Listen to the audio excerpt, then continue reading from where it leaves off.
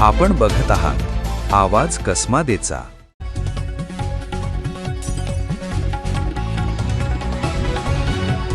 नाशिक जिल्ह्यात हवामान विभागाने रेड अलर्ट जारी केला असून अतिवृष्टीच्या पार्श्वभूमीवर प्रशासनाने मोठा निर्णय घेत 8 तालुक्यातील सर्व शाळा आणि महाविद्यालयांना आज 1 ऑगस्ट रोजी सुट्टी जाहीर केली आहे।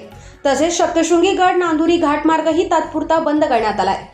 मुसळधार पावसामुळे नाशिक जिल्ह्यातील 17 धरणांमधून मोठ्या प्रमाणात विसर्ग सुरू असून गोदावरी, गिरणा, दारणा आणि मोसमसह अनेक नद्या दुथडी भरून वाहत आहेत। हवामान विभागाने नाशिक जिल्ह्यासाठी रेड अलर्ट जारी करत काही भागात ढगफुटी सदृश्य पावसाचा इशारा दिला आहे। विशेषतः त्र्यंबकेश्वर, कळवण आणि बागलाण तालुक्यात 500 मिलीमीटरहूनही अधिक पावसाची शक्यता व्यक्त करण्यात आल्याने प्रशासन आणि आपत्ती व्यवस्थापन यंत्रणा पूर्णपणे सतर्क झाल्या आहेत।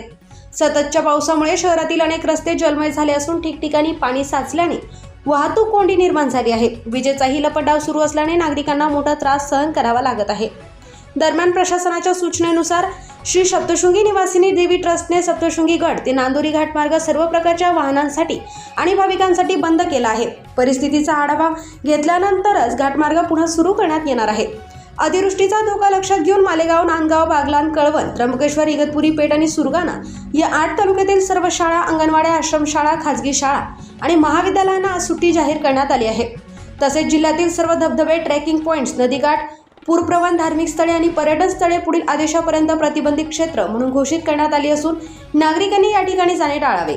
नागरिकांनी अत्यावश्यक कामाशिवाय घराबाहेर पडू नये, नदी, नाले, धरणे आणि पूरग्रस्त भागापासून सुरक्षित अंतर राखावे। तसेच प्रशासनाच्या सूचनांचे काटेकोर पालन करावे असे आवाहन प्रशासनाने केले आहे।